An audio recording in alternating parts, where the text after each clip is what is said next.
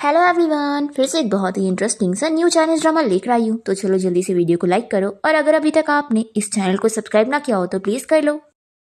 तो ड्रामा की स्टार्टिंग होती है हमारी फीमेल लीड शाओ के साथ, जो कि एक मैजिकल माउंटेन गर्ल है। वो अभी अपने मैजिक का यूज करते हुए झाड़ पे से फ्रूट तोड़ रही होती है। तभी यहाँ पर उसके मास्टर आ जाते हैं और उसे चिल्लाने लगते हैं कि मैंने जो तुम्हें मैजिक सिखाया उसका इस्तेमाल तुम बस मेरे परमिशन के बिना ये फ्रूट खाने में करती हो। शाओ, तुम्हें याद है ना कि तुमने मुझसे प्रॉमिस करी थी कि तुम माउंटेन से नीचे जाकर गुशेन से शादी करोगी, तो कहीं ऐसा तो नहीं कि तुम प्रॉमिस तोड़ने का सोच रही हो। शाओ कहती है कि मास्टर, मैं आपको किया हुआ प्रॉमिस कभी नहीं तोड़ूंगी, तो अब तुम माउंटेन से नीचे जाओ। और वो उसे मैजिक से भेज देते हैं और फिर बहुत ही खुश जाते हैं कि अब उस शरारती लड़की से मेरा पीछा छुड़ा, अब मैं अपनी शांति भरी लाइफ जीऊंगा।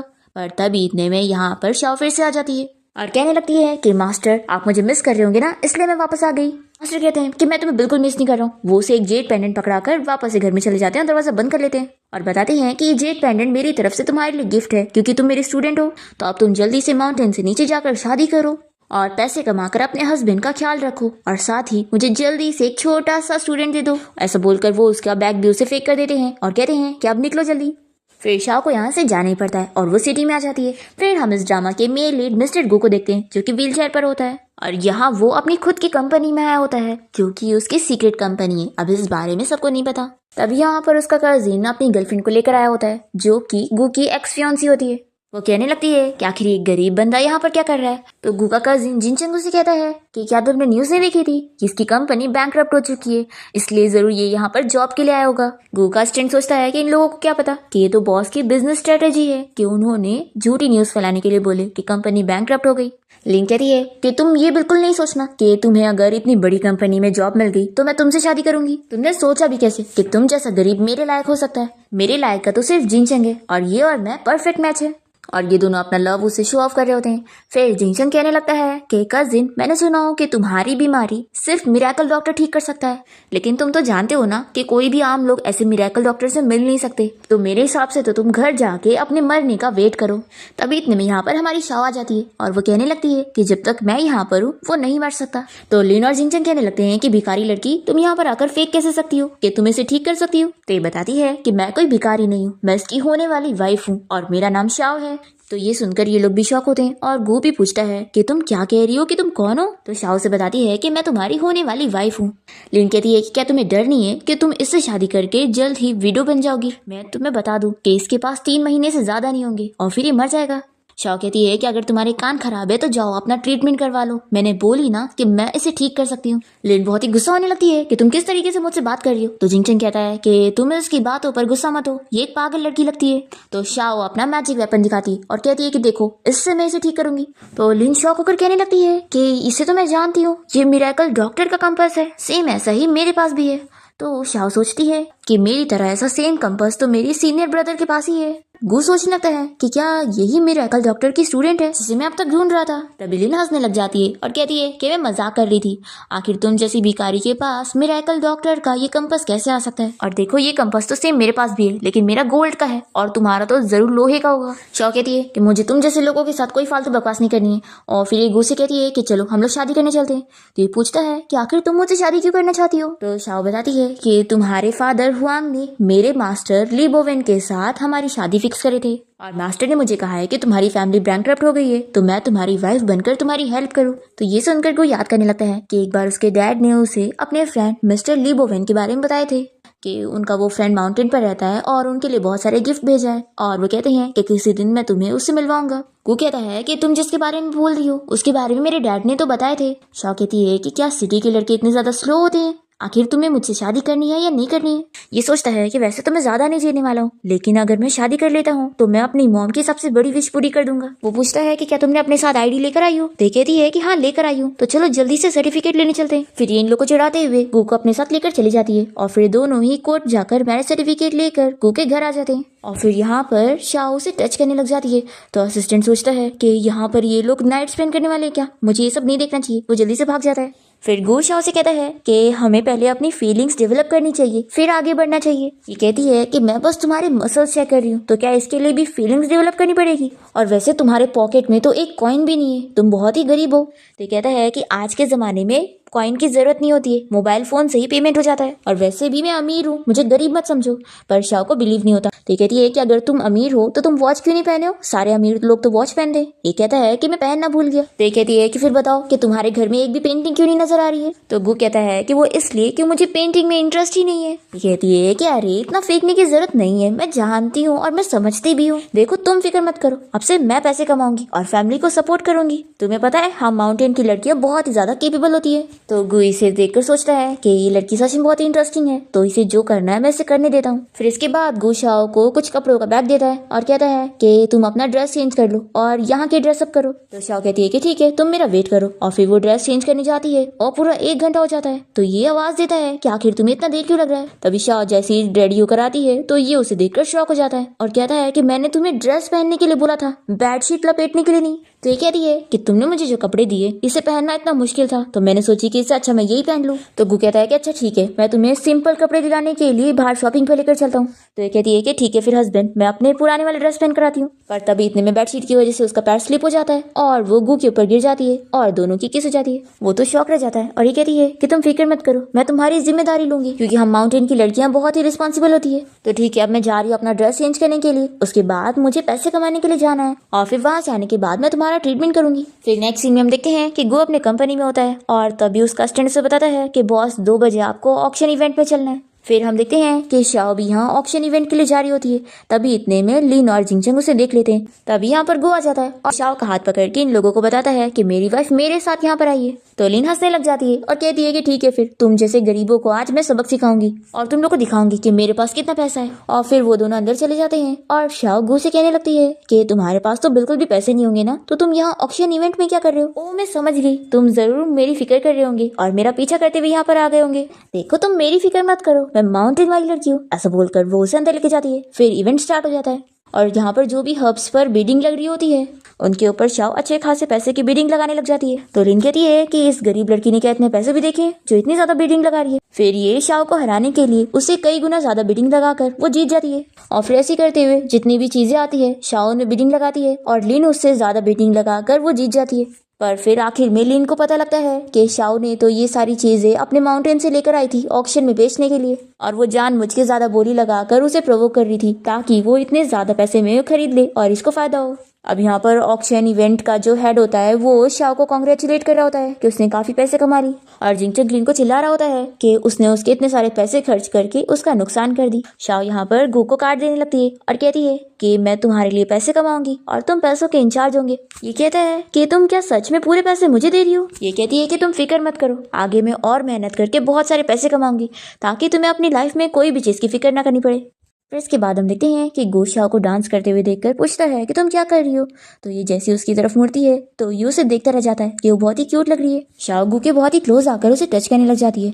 तो ये उसे रोकता है और कहता है कि जैसा कि मैंने तुमसे कहा था कि पहले हमें अपनी फीलिंग्स डेवलप करनी चाहिए फिर ही आगे बढ़ना चाहिए। पर वो मानती ही नहीं है और कहती है कि तुम्हारा रिएक्शन तो बहुत ज्यादा इंटेंस है। ये कहता है कि अब तुम ही ने मुझे प्रोवोक करी हो। वो उसे किस करने जा रहा होता है पर ये उसे रोक देती है और कहती है कि तुम गलत समझ रहे हो, मैं तो बस तुम्हारा ट्रीटमेंट स्टार्ट करने से पहले तुम्हारा टेस्ट ले रही थी और ये बस मेरा टेस्ट करने का एक स्पेशल तरीका था जिससे मैं तुम्हारे अंदर की पावर चेक करी थी। और फिर वो उसे कहने लगती है कि तुम्हारे मुंह में कुछ है, देखो तो। फिर जैसे वो मुंह खोलता है तो ये उसके मुंह में जल्दी से कोई पिल डाल देती है, तो वो बोल ही नहीं पाता और लिख के से कहता है कि तुमने मुझे क्या जहर दे दी हो जो मैं कुछ बोल नहीं पा रहा हूँ। ये कहती है कि डरो मत, मैंने बस तुम्हें गूंगे होने की पिल दी हो जिससे कि अभी मैं तुम्हारा ट्रीटमेंट स्टार्ट करूंगी तो तुम चिल्ला कर मेरे कान खराब ना करो। फिर ये ट्रीटमेंट स्टार्ट करती है और उसे इंजेक्शन लगाने लगती है। बेचारे को बहुत दर्द होता है पर वो चिल्ला ही नहीं पाता। फिर वो ट्रीटमेंट करने के बाद बैठ जाती है और ये पूछता है कि क्या अब मैं खड़ा हो सकता हूँ। ये कहती है कि ऑफ कोर्स। फिर गु तो बहुत ज्यादा खुश हो जाता है कि अब मैं सच में खड़ा हो सकता हूँ, आज मैं बहुत ज्यादा खुश हूँ। तभी यहाँ पर शाओ मोबाइल में कोई वीडियो देख रही होती और कहती है कि मैं भी बहुत ज्यादा खुश हूँ। ये सोचने लगता है कि पहली बार है कि कोई मेरी इतनी ज्यादा फिक्र कर रहा है।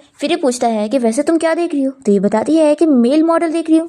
तुम्हें पता है मेरे सीनियर ब्रदर ने मुझे बताया था कि यहाँ पर एक से एक मेल मॉडल है। फिर ये उसे भी दिखाने लगती है कि देखो ये लोग कितने हैंडसम है। तो ये जेलसी के मारे फोन नीचे गिरा देता है और कहता है कि तुम एक डॉक्टर हो ना तो तुम्हें पहले मेरी फिजिकल कंडीशन देखनी चाहिए ना कि ये सब। तो ये कहती है कि मैं तुम्हारी कंडीशन अच्छी तरीके से जानती हूँ। देखो, हमें जो आज करे ना, ये हमको रोज करना होगा, और आज का ट्रीटमेंट तो बस शुरुआत थी। यकीन नहीं हो रहा तो 2 स्टेप लेकर देख लो। तो ये कहता है कि क्या मैं सच में चल सकता हूँ। फिर ये जैसे ही 2 कदम बढ़ाता है तो बहुत ही ज्यादा खुशी होने लगता है, और फिर जैसे ही तीसरा कदम भी बढ़ाने जा रहा होता है तो ये कहती है कि रुको, मैंने सिर्फ 2 कदम बढ़ाने बोली थी। तभी वो गिरने लगता है और शाओ के ऊपर ही गिर जाता है, और फिर इसे समझाती है कि मैंने बोली थी ना कि तुम्हें सिर्फ 2 स्टेप चलना है, 3 स्टेप तुम नहीं चल पाओगे। फिर यहाँ पर गू के मुंह से खून निकलने लगता है और वो कहने लगता है कि मुझे पता था कि मैं इतनी जल्दी ठीक नहीं हो सकता। ये कहती है कि फिक्र मत करो, मैं तुम्हारा ट्रीटमेंट कर रही हूँ, और वैसे भी तुम इतने टाइम से व्हील चेयर पे थे तो ये चीज बहुत ही नॉर्मल थी कि तुम 2 स्टेप से ज्यादा नहीं चल पाओगे और तीसरे स्टेप पे गिर जाओगे, लेकिन फिक्र मत करो, मैं अपना बेस्ट करने वाली हूँ और तुम्हें ठीक करके रहूंगी। गू से कहने लगता है कि शायद अभी के लिए हमें सेपरेट बेड पर सोना चाहिए, क्योंकि मुझे लगता है कि अगर हम दोनों के बीच में कुछ हुआ तो फिर मेरे मर जाने के बाद तुम बहुत ही अपसेट होगी। पर फिर जैसे ही गू शाओ को देखता है तो उसे पता लगता है कि वो तो कब का सो चुकी है। तो ये देखकर वो खुश होता है और फिर वो भी लेट जाता है, पर तभी इतने में वो नींद में उसे पकड़ लेती है। ये उसे दूर करने को करता है पर वो अपना हाथ इसके ऊपर से हटाती ही नहीं है। फिर नेक्स्ट मॉर्निंग हम देखते हैं कि गू अपने कंपनी आया होता है, और तभी यहाँ पर जिंगचन और लिनी से देखकर पूछते हैं कि तुम फिर यहाँ पर इस कंपनी में क्या कर रहे हो, अभी निकलो यहाँ से। तो ये सुनकर अस्टिन को गुस्सा आती है कि बॉस को ये लोग किस तरीके से बात कर रहे हैं। फिर यहाँ पर लिन और जिंगचन कहने लगते हैं कि जरूर तुम यहाँ पर इंटरव्यू के लिए आए होंगे ना, तो हम तुम्हें बता दें कि ये मीटिंग रूम में इंटरव्यू नहीं है, नेक्स्ट रूम में है, और वैसे भी पहले अपनी हालत तो देख लेते कि तुम यहाँ पर जॉब भी करने लायक हो कि नहीं। लिन तो कहती है कि तुम्हें तो घर पे रहकर अपने मरने का इंतजार करना चाहिए था। गू का कजिन जिंगचन उसे कहने लगता है कि तुम यहाँ पर मत रहो, नहीं तो तुम्हारी वजह से बैड लक आएगा। अभी यहाँ पे प्रोजेक्ट मैनेजर मुझसे बात करने आने वाला है, और मैं नहीं चाहता हूँ कि तुम यहाँ पे रहो, क्योंकि तुम जैसे बंदे को मैं अपना रिलेटिव नहीं कहना चाहता हूँ, इसलिए यहाँ से निकल जाओ। ऐसा बोलते हुए जिंगचन गू को पैर से मारने जा रहा होता है, तभी यहाँ पर कुछ मैजिक होता है और उसका पैर उल्टा लिन को लग जाता है। तो वो कहने लगता है कि मैंने कुछ नहीं किया, जरूर इसी ने कुछ किया है। तभी इतने में यहाँ पर शाओ आ जाती है और बताती है कि ये मैंने करी हूँ। तो जिंगचन से चिल्लाता है कि भिखारी लड़की, तुम यहाँ पर क्या कर रही हो। तो कहती है कि अगर मैं यहाँ पर नहीं आती तो तुम लोग मेरे हस्बैंड को बुली करते। फिर लिन यहाँ पर शाओ को पैर से मारने आ रही होती है, तभी इतने में शाओ अपने मैजिक से सब कुछ स्टॉप कर देती है और लिन का पैर जिंगचन के पास कर देती है। फिर जैसे ही टाइम वापस से चालू होता है तो ये पैर जिंगचन को लग जाता है और फिर उसकी हालत खराब हो जाती है। ये देखकर शाओ को बहुत ही मजा आती है और वो गू से कहती है कि बड़े आए हमसे फाइट करने वाले, मैंने इन दोनों को एक दूसरे से फाइट करवा दी। फिर लिन चिल्लाने लगती है कि भिखारी लड़की, ये सब जरूर तुम कर रही हो ना, अभी यहाँ से अपने भिखारी हस्बैंड को लेकर चली जाओ। तो शाओ कहती है कि तुम ऐसे मेरे बारे में ये सब नहीं बोल सकती हो, और मेरे हस्बैंड के बारे में तो बिल्कुल भी नहीं। लिन कहती है कि मैं बोलूंगी। तो शाओ भी कहती है कि तो फिर मैं तुम्हें मारूंगी। तो लिन डर जाती है और शाओ कहती है कि तुम इतनी इजीली डर गई, मेरे मास्टर ने मुझे सिखाया है कि अगर कोई मुझे एक बातें सुनाएगा तो मैं उसका 4 बातें सुनाऊं।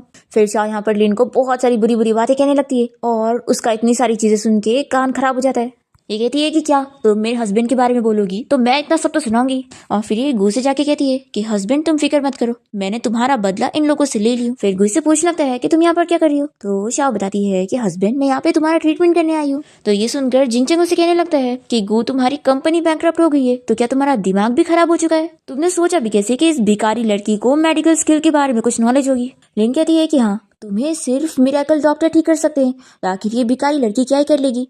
शाओ कहती है कि रुको, मैं तुम लोग को अपना टैलेंट दिखाती हूँ।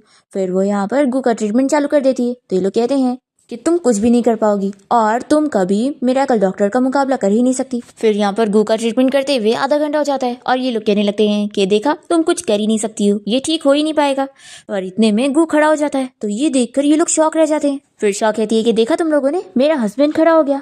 गू भी कहता है कि मेरी वाइफ की मेडिकल स्किल इतनी अच्छी है तो अब तुम लोग इसके बारे में कुछ नहीं कह सकते। फिर लिन और जिंगचन तो सच में शॉक हो जाती हैं कि इस भिखारी लड़की के पास सच में मेडिकल स्किल की नॉलेज है। तभी अस्टिन गू से पूछता है कि बॉस, क्या हम इन लोगों के सामने आपकी आइडेंटिटी अब रिवील कर दे, ताकि आप ऑर्डर देकर इन दोनों को अपनी कंपनी से निकाल सको और अपना लेवल बता सको। गू कहता है कि अभी नहीं, अभी तो तुम मैनेजर को बोलकर इन लोगों से कॉन्ट्रैक्ट कर लो, फिर साइनिंग सेरेमनी वाले दिन मैं इन लोगों को सबक सिखाऊंगा। फिर गू शाओ से कहता है कि मुझे अब यहाँ पे नहीं रहना है, तो शाओ हम लोग यहाँ से चलते हैं। फिर शाओ यहाँ से जाने से पहले लिन को कह देती है कि तुम इसे मेंस डॉक्टर को दिखा देना, क्योंकि तुमने इसे इतना जोर कमा रही हो कि बेचारे की हालत खराब हो चुकी होगी। फिर इसके बाद हम देखते हैं कि गू और शाओ के रूम से आवाज आ रही होती है और बाहर से गू की मॉम और उसकी ग्रैंड माँ इन लोग की आवाज सुनकर खुश हो जाते हैं और फिर बातें कहने लगते हैं कि मेरा ग्रैंडसन आने वाला है, और ग्रैंड माँ कहती है कि मेरा तो ग्रेट ग्रैंडसन आने वाला है, कितनी खुशखबरी है। पर यहाँ रूम में हम देखते हैं कि गू तो शाओ को शोल्डर मसाज दे रहा होता है और वही वो एंजॉय कर रही होती है और कहती है कि अब मुझे बहुत ही रिलैक्स फील हो रहा है, तो अब मैं तुम्हें एक रिवॉर्ड दूंगी। और तभी गलती से जैसी वो मुड़ रही होती है तभी उसके नेक पर किस हो जाती है। तो ये कहती है कि सॉरी, ये गलती से हुआ। फिर ये पूछता है कि तुम मुझे क्या रिवॉर्ड देने वाली हो। तो ये कहती है कि अब हमें एक स्टेप और आगे बढ़ना चाहिए। गू सोचता है कि वो उसके साथ इंटीमेट होना चाहती है। तो इसे लगता है कि वैसे तो ये बहुत जल्दी है, लेकिन आखिर में अपनी वाइफ को मना कैसे कर सकता हूँ। वो कह देता है कि ठीक है, मैं इसके लिए रेडी हूँ, और अपनी आंखें बंद कर लेता है और उसके क्लोज जा रहा होता है। इतने में शाओ मैजिक से उसे दूर कर देती है और फिर उसके मुंह से खून आने लगता है। तो ये पूछता है कि क्या यही तुम्हारा रिवॉर्ड था जिसकी तुम बात कर रही थी। तो ये बताती है कि हाँ, जैसे कि मैंने बताई थी कि पिछली बार जो मैंने तुम्हारा ट्रीटमेंट करी वो फर्स्ट स्टेप था, और अभी तुम्हारा खून निकलने की वजह से तुम्हारे अंदर की क्लीनिंग हो चुकी है, जिससे कि आगे का ट्रीटमेंट अच्छे से होगा। ये कहता है कि अब मुझे समझ आया। फिर शाओ कहती है कि अब काफी रात हो चुकी है, तो तुम्हें भी सो जाना चाहिए, क्योंकि मैं तो सोने जा रही हूँ। आखिरकार मुझे कल पैसे कमाने के लिए जाना है। ऐसा बोलकर वो जल्दी से जाके बेड पे लेट जाती है। वो कहता है कि तुम्हें इतनी ज्यादा मेहनत करने की जरूरत नहीं है। ये कहती है कि नहीं, मैं माउंटेन की गर्ल हूँ, इसलिए मैं मेहनत करके पैसे कमा के तुम्हें सपोर्ट करूंगी।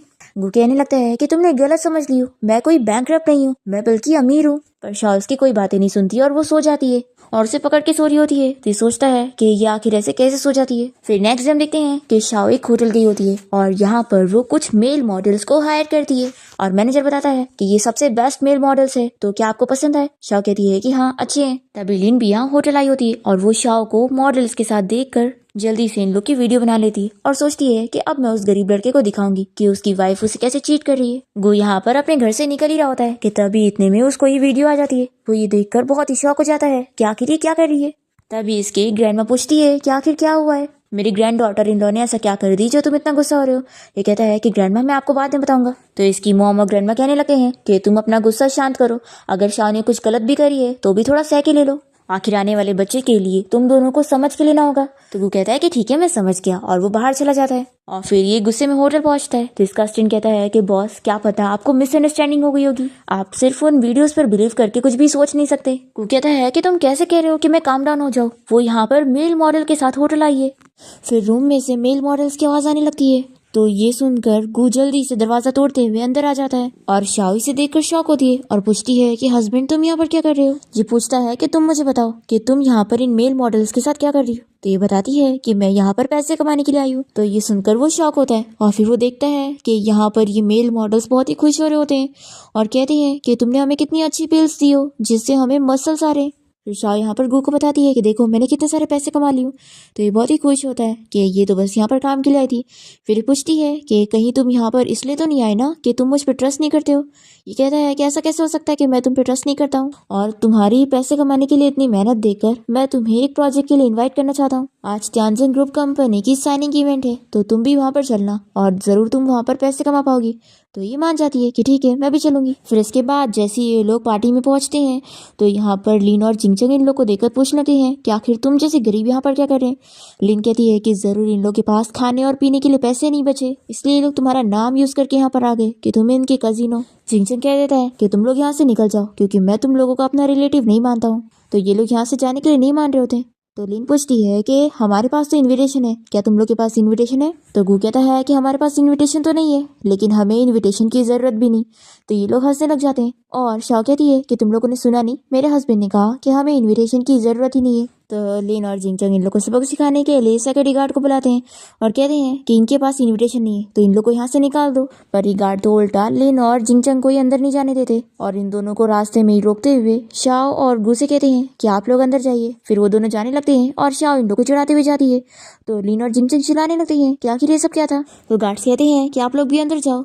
तो ये लोग सोचते हैं कि लगता है सिक्योरिटी गार्ड ने गलत समझ लिए थे, इसलिए गलती से उन लोगों को अंदर जाने दिए। बस एक बार मैं त्यानजन ग्रुप कंपनी के साथ कॉन्ट्रैक्ट साइन कर लूँ, फिर मैं इन लोगों को सबक सिखाऊंगा। फिर यहाँ इवेंट पे आने के बाद शाओ गू से पूछती है कि ये तो साइनिंग सेरेमनी है, आखिर मैं यहाँ पर कैसे पैसे कमाऊंगी। कहीं ऐसा तो नहीं कि तुम्हें पता है कि तुम्हारे भाई को यहाँ पर हार्ट अटैक आने वाला है और तुम उसे हार्ट की मेडिसिन देकर पैसे कमाना चाहते हो।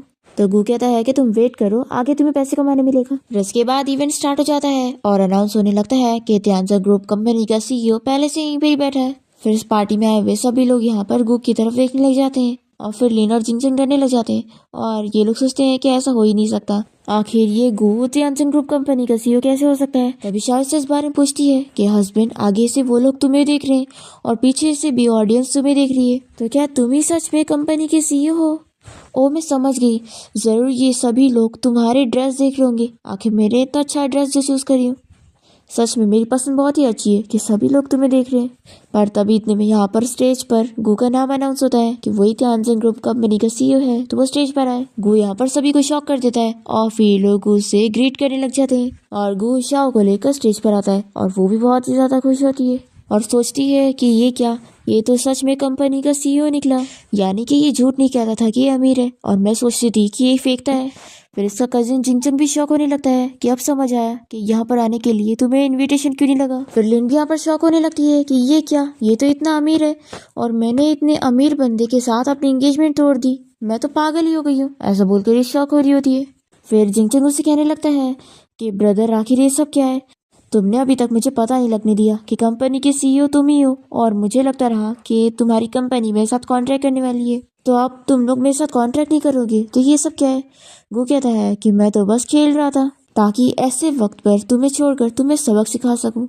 फिर जिंगचंग तुरंत ही उसके पैर पड़ने लग जाता है और माफी मांगते हुए कहने लगता है कि तुम तो मेरे भाई हो ना, तो तुम मेरे साथ ऐसे कैसे कर सकते हो, तो तुम अगर इस कंपनी के CEO हो तो तुम तो मेरे साथ जरूर कॉन्ट्रैक्ट करोगे, मैं तुम्हारा कजिन हूँ। हान कहता है कि क्या तुम भूल गए, तुम ही ने कहा था कि तुम मेरे जैसे बंदे के साथ कोई रिलेशन नहीं रखना चाहते और तुम्हें मुझे कजिन बोलते हुए भी शर्म आती है। फिर यहाँ पर लिन गो से कहने लगती है कि मेरी शादी तुम्हारे साथ होने वाली थी तो आखिर तुमने इस भिखारी से शादी क्यों की है, ये तुम्हारे लायक की नहीं है। तो गुई से चिल्लाता है कि तुम्हारी हिम्मत कैसे हुई मेरी वाइफ के बारे में सब बोलने की। और फिर ये शाह को हक करके सभी से कहता है कि मेरे लिए मेरी वाइफ ही मुझे डिजर्व करती है और कोई और नहीं।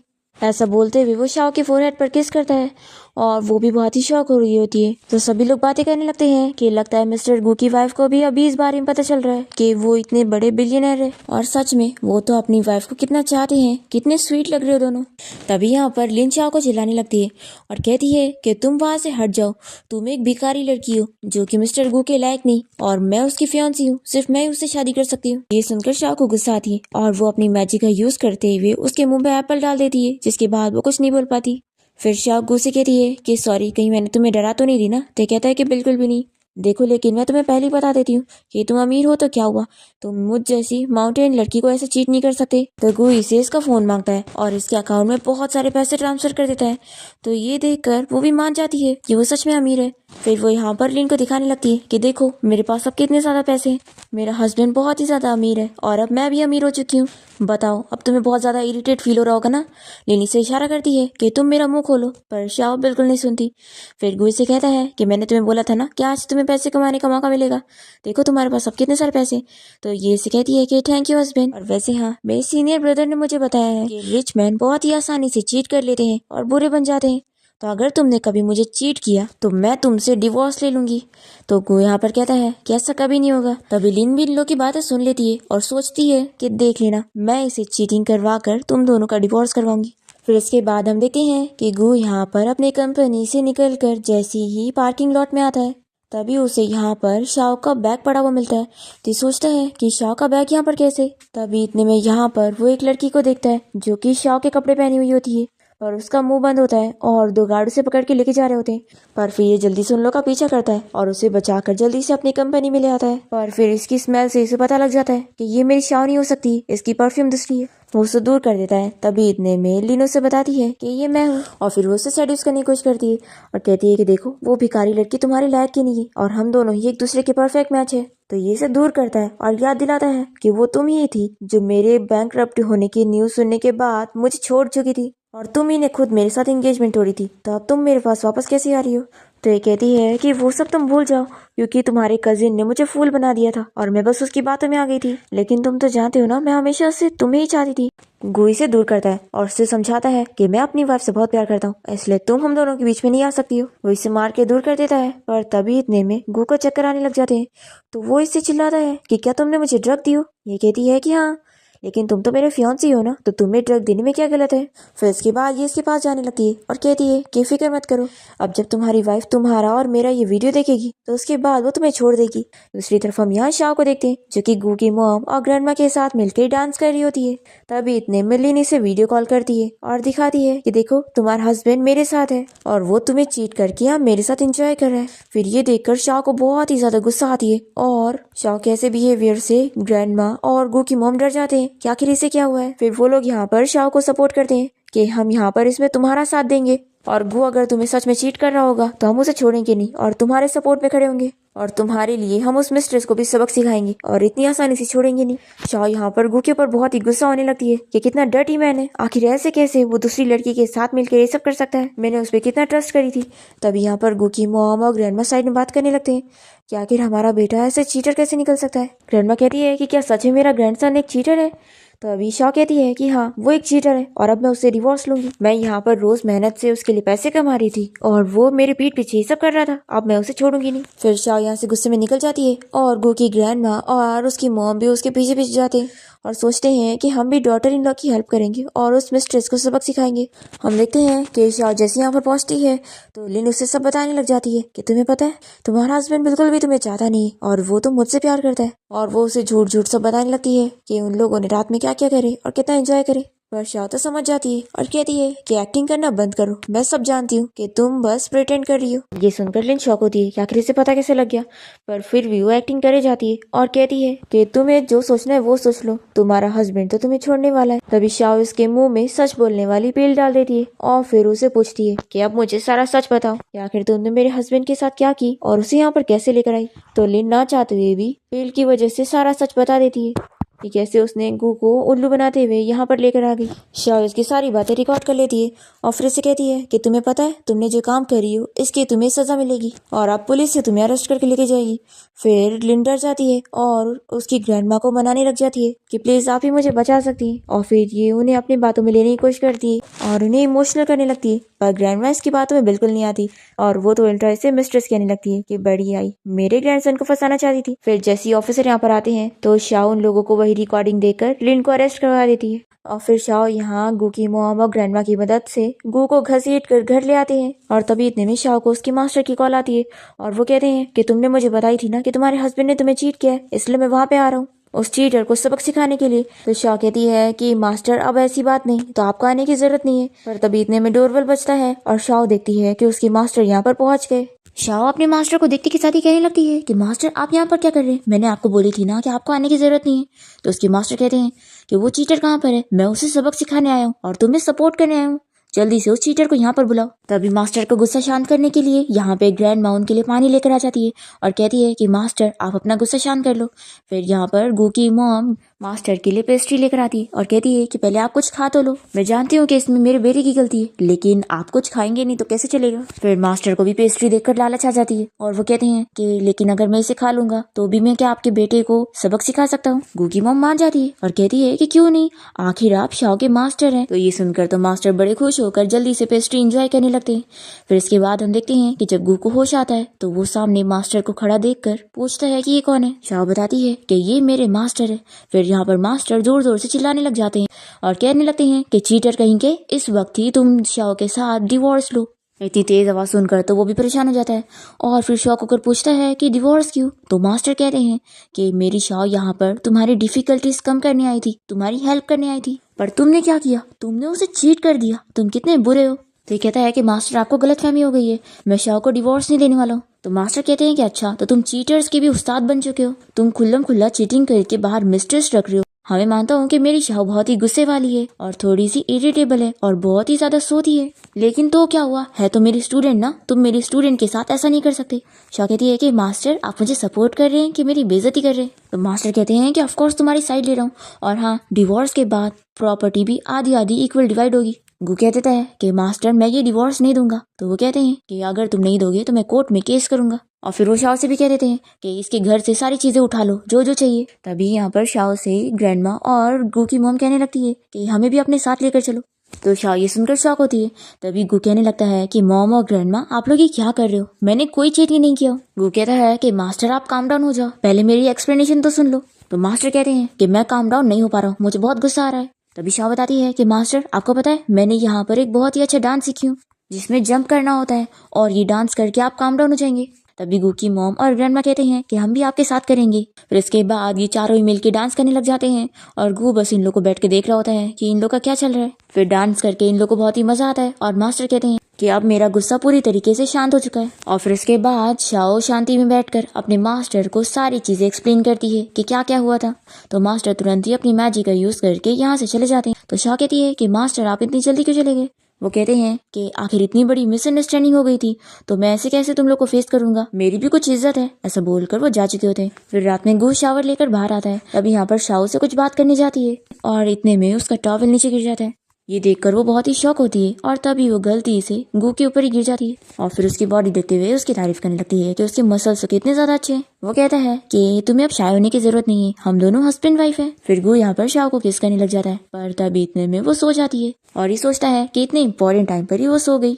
फिर नेक्स्ट डे हम देखते हैं कि शाव स्कूटी से कहीं पर जा रही होती, तभी रास्ते में कुछ गार्ड्स उसे घेर लेते हैं और उसे बेहोश करके यहाँ से लेकर जाते हैं। गू अपने ऑफिस में होता है। तभी यहाँ पर उसका असिस्टेंट आकर बताता है कि बॉस मिरेकल डॉक्टर के बारे में तो कुछ पता नहीं चला। अब तभी इतने में गू को उसके कजिन जिनचंग की कॉल आती है और वो उसे वीडियो कॉल पे दिखाता है कि उसने शाओ को वहाँ किडनैप करके रखा है और ये कहता है कि तुमने मेरी हेल्प नहीं करे थे ना और तुम्हारी वजह से मेरी कंपनी भी बैंकरप्ट हो गई, तो अब मैं तुम्हें छोड़ूंगा नहीं। तुम्हें अपनी वाइफ की बड़ी पड़ी है ना, आज मैं इसे टॉर्चर करूंगा और इसे मार दूंगा। गू कहने लगता है कि प्लीज उसके साथ कुछ करना मत। फिर यहाँ पर शाओ कहती है कि हस्बैंड मुझे छोड़ दो और मेरी फिक्र मत करो। जिनचंग गू को धमकी देता है कि अगर तुम चाहते हो कि इसे कुछ ना हो तो अब भी यहाँ पर आओ। फिर इसके बाद गू जिनचंग की बताई हुई जगह पर पहुंचता है और यहाँ पर खून देखकर वो डर जाता है कि कहीं शाओ को कुछ हो ना गया। तभी उसकी रोने की आवाज आती है तो जल्दी से उसके पास जाता है और उसके हाथ में खून देखकर पूछता है कि क्या तुम्हें चोट लगी हुई है, उसने तुम्हें कहाँ मारा है। तभी ये बताती है कि चोट तो लगी है पर मुझे नहीं, उन लोगों को। तो गू देखता है कि यहाँ पर शाओ को नहीं बल्कि उन सारे गुंडे लोगों को चोट लगी होती है। ये देखकर असिस्टेंट भी शॉक हो जाता है कि मैंने सुना था कि बॉस की वाइफ बहुत ही डरावनी है पर अब पता चल रहा है कि इतनी ज्यादा डरावनी है। फिर वो कहता है कि यानी बाहर जो खून पड़ा था वो भी इन लोगों का था ना। बॉस की वाइफ आप तो सच में बहुत ही ज्यादा औसम है जो आपने इन लोगों को इतनी अच्छे से फाइट कर ली। तो शाह कहती है कि नहीं, मैंने इन लोगों से फाइट नहीं करी, ये लोगों ने खुद अपने आप को मारे।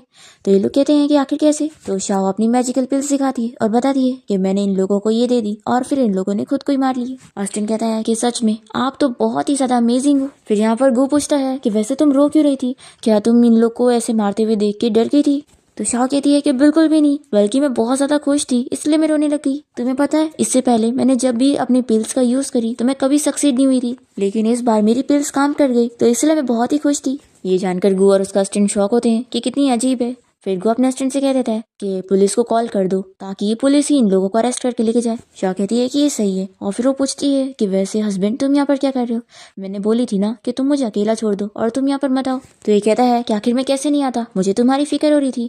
तो शाह यहाँ पर अपने मैजिक से अपनी रस्सी खोलती और कहती है कि मैं तो बस बेहोश होने की एक्टिंग कर रही थी, आखिर ऐसे कैसे ये लोग मुझे पकड़ के ला सकते हैं, मैंने जानबूझ के इनकी हेल्प करी ताकि मैं अपने पिल्स का टेस्ट कर सकूं।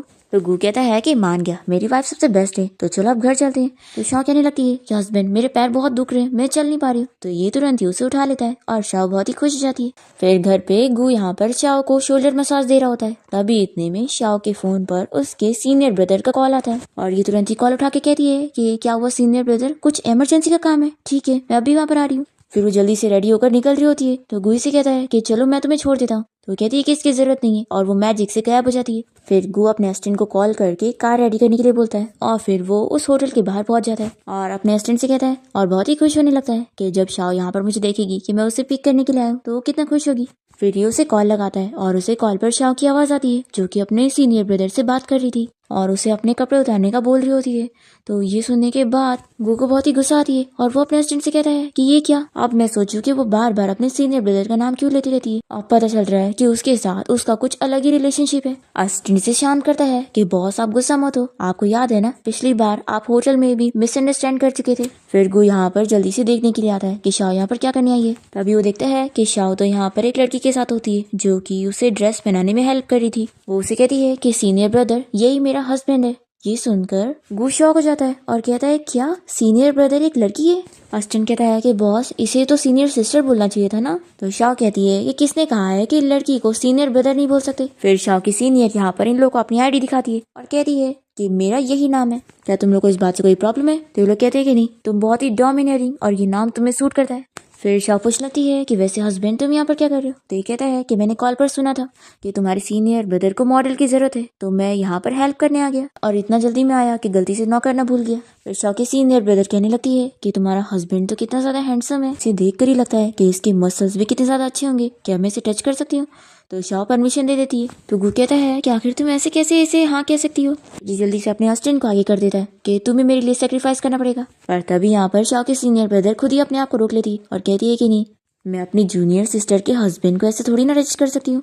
तो शाह कहती है कि देखा, मेरी सीनियर ब्रदर बहुत ही अच्छी है। फिर इसके सीनियर ब्रदर कहती है कि वैसे तुमने बताई थी कि तुम्हारे हस्बैंड की बॉडी के साथ साथ उसकी टेक्नोलॉजी भी अच्छी है, तो क्या तुम मुझे एक्सपीरियंस करने दोगी। तो शाह कहती है कि बिल्कुल आप कर सकती है।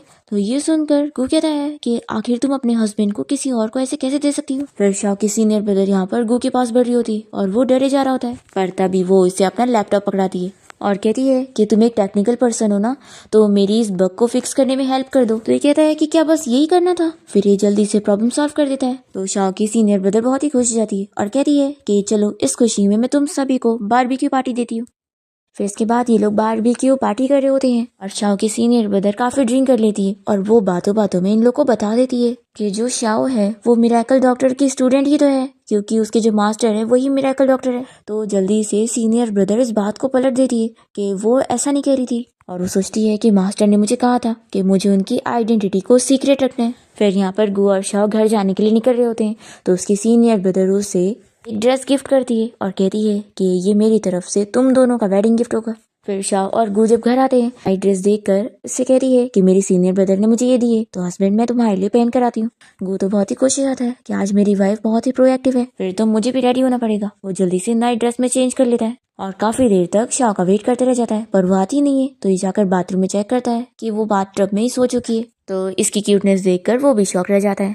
फिर नेक्स्ट डे हम देखते हैं कि शाओ एक पार्टी में गई होती है जहाँ पर उसने अपनी सीनियर ब्रदर की दी हुई ड्रेस को पहनी होती है। तो सभी लोग उसको देखकर बातें करने लगते हैं कि आखिर ये ब्यूटीफुल लड़की कौन है और इसने जो ड्रेस पहनी है ये तो फेमस डिजाइनर ओली की नई डिजाइन है। और ये लोग उससे पूछ लगते हैं कि आखिर उसका फेमस डिजाइनर ओली के साथ क्या रिलेशनशिप है। तभी इतने में यहाँ पार्टी में लीन आ जाती है और वो कहने लगती है कि क्या ही रिलेशन होगा। सभी लोग देखते हैं कि लिन ने भी सेम वैसी ड्रेस पहनी है। तो ये लोग सोचते हैं कि आखिर दोनों में से असली किसने पहना है।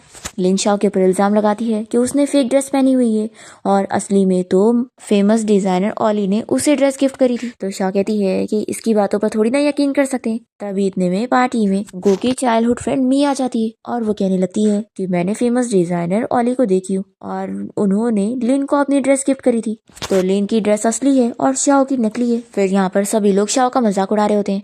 तभी शाओ जल्दी से अपने सीनियर ब्रदर को कॉल करके यहाँ पर बुला लेती है और सभी देखते हैं कि वही तो फेमस डिजाइनर ओली है। लिन उसे बताने के लिए बोलती है कि ये ड्रेस जो उसने पहनी है वही वाली असली है, और वो तेज से स्लैप लगाती है और सभी को बताती है कि शाओ ने जो ड्रेस पहनी है वो असली वाली है और वो उसकी जूनियर सिस्टर है, इसलिए उसने उसे गिफ्ट दी थी। एक्चुअली शाओ की सीनियर ब्रदर यहाँ पर लिन से उसका बदला लेने आई होती है, उसकी बेइज्जती का। फिर लिन शाओ से बदला लेने के लिए वेटर को उसे ड्रग देने के लिए बोलती है और प्लान के हिसाब से मी यहाँ गू को एक होटल रूम के बाहर ले आती है और बताती है कि अंदर उसकी वाइफ शाओ किसी के साथ रूम में है। पर जैसे ही डोर खुलता है तो शाओ बताती है कि वो तो बिल्कुल ठीक है। वो उसे बताती है कि लिन उसे ड्रग देना चाहती थी पर इसने पहले उसे ग्लास एक्सचेंज कर ली थी और अब वो नशे में है और वेटर के पीछे पड़ी है। फिर सभी लोग यहाँ पर लिन की पागलपंती देख लेते हैं और उसकी काफी बेइज्जती हो जाती है। फिर इसके बाद हम देखते हैं गो की चाइल्डहुड फ्रेंड मी को इस बारे में पता चल जाता है कि वो मिरेकल डॉक्टर की स्टूडेंट को ढूंढ रहा है, इसलिए वो उसके सामने स्टूडेंट बनने की एक्टिंग करती है। तो वो उससे मिरेकल डॉक्टर का पता पूछने के लिए जाता है। तभी इतने में शाओ इन दोनों को साथ देखकर गलत समझ लेती है कि गू उसे चीट कर रहा है। फिर ये उससे बहुत ज्यादा गुस्सा हो जाती है पर फिर गू उसे बहुत मनाता है और एक्सप्लेन करता है कि ऐसा कुछ भी नहीं है। उसने बताया कि वो मिरेकल डॉक्टर की स्टूडेंट है, इसलिए वो उससे बात करने गया था। ये कहती है कि क्या तुम्हें मुझ पर बिलीव नहीं है कि मैं तुम्हारी बीमारी ठीक नहीं कर पाऊंगी। तो गू बताता है कि एक्चुअली मैं मेरे लिए नहीं बल्कि अपने डैड के लिए उससे मिरेकल डॉक्टर के बारे में पूछना चाहता था। ये बताता है कि उसके डैड जब हॉस्पिटल में थे तो उन्होंने उसे एक गिफ्ट बॉक्स दिया था और कहा था कि उनकी लास्ट विश है कि ये उनके फ्रेंड मिरेकल डॉक्टर को दे दिया जाए। तो शाओ गू से कह रही है कि ऐसी बात है तो मेरे मास्टर को जरूर मिरेकल डॉक्टर के बारे में पता होगा, हम उनसे पूछेंगे। फिर ये अपने मास्टर को बुलाती है और उनसे मिरेकल डॉक्टर के बारे में पूछती है। मास्टर तो खुद ही मिरेकल डॉक्टर है तो वो इन लोगों को कुछ नहीं बताते क्योंकि वो फेमस होना नहीं चाहते और वो बस लो प्रोफाइल में रहना चाहते हैं। और फिर मास्टर कुछ दिनों के लिए इन लोग के घर पे रुक जाते हैं और गू की मॉम और ग्रैंडमा उनकी हेल्प लेते हैं ताकि शाओ और गू एक दूसरे के क्लोज हो सके। तो मास्टर यहाँ पर अपने मैजिक से इन दोनों को ड्रग दे देते, जिसके बाद शाओ और गु दोनों ही एक दूसरे से अपनी फीलिंग कन्फेस करते हैं और फिर उन्हें मैजिक के साथ रूम में भेज देते हैं और दोनों ही नाइट स्पेंड कर लेते हैं। नेक्स्ट मॉर्निंग जब दोनों को होश आता है तो उन्हें सब पता होता है और फिर वो दोनों वापस से रोमांस करते हैं। फिर हम देखते हैं कि मी यहाँ पर फिर से मिरेकल डॉक्टर की स्टूडेंट बनने का नाटक कर रही होती है और वो गु को ठीक करने के लिए उसे कोई पिल दे देती है, जिसके बाद वो बेहोश हो जाता है और फिर ये शाओ को बताती है कि उसने जानबूझ के उसे जहर दिए, क्योंकि वो जब उसका नहीं हो सकता तो वो उसे उसका भी नहीं होने देगी। फिर शाओ सोचती है कि अब वो उसे ठीक कैसे करेगी। तभी यहाँ पर शाओ की सीनियर ब्रदर आ जाती है और कहती है कि इसे अब मिरेकल डॉक्टर ही ठीक कर सकते। तो मी कहती है कि मिरेकल डॉक्टर का तो कोई पता ही नहीं है, तो अब ये ठीक हो ही नहीं सकता। तभी यहाँ पर ये लोग अपने मास्टर को बुला लेते और शाओ उनसे कहने लगती है कि प्लीज आप मिरेकल डॉक्टर को ढूंढ दो। तो सीनियर ब्रदर बताती है कि यही मिरेकल डॉक्टर है और फिर यहाँ पर मास्टर गु को चेक करते हैं तो बताते हैं कि उसे कुछ भी नहीं हुआ है, बस उसने फेक डेथ पिल लिया हुआ है। सीनियर ब्रदर बताती है कि उसने उसकी मेडिसिन चेंज कर दी थी और स्लीपिंग पिल की जगह ये वाली पिल रख दी थी, जिसमें ऐसा फील होता है कि वो बंदा मर गया लेकिन उसे कुछ नहीं हुआ है। फिर मी का प्लान खराब हो जाता है कि वो उसे मारना चाहती थी लेकिन उसे कुछ हुआ ही नहीं। फिर इसके बाद गु को जब होश आता है तो शाओ उसे बताती है कि मिरेकल डॉक्टर उसके मास्टर ही हैं। फिर ये उन्हें वो बॉक्स दे देता है जो उसके डैड ने उन्हें देने के लिए बोले थे। फिर इसके बाद हम देखते हैं कि पूरी फैमिली मिलकर डिनर कर रहे होते हैं। तभी इतने में शाओ यहाँ पर बेहोश हो जाती है। फिर इसके बाद शाओ के मास्टर और उसके सीनियर ब्रदर उसका चेकअप करते हैं और इन लोगों को गुड न्यूज देते हैं कि वो प्रेग्नेंट हो गई है। फिर इसके बाद जब शाओ को होश आता है तो गु इसे गुड न्यूज देता है कि वो दोनों मम्मी डैडी बनने वाले हैं, तो वो भी बहुत ज्यादा हैप्पी हो जाती है। फिर हमें डायरेक्ट कुछ साल बाद का सीन दिखाते हैं। यहाँ पर शाओ के मास्टर उसके तीनों बेबी को संभाल रहे होते हैं। तभी यहाँ पर शाओ का कॉल आता है और वो उन्हें गुड न्यूज देती है कि मास्टर जल्द ही मेरा चौथा बेबी भी आने वाला है। तो मास्टर तो बहुत ज्यादा परेशान हो जाते हैं और इसी के साथ इस ड्रामा की हैप्पी एंडिंग हो जाती है।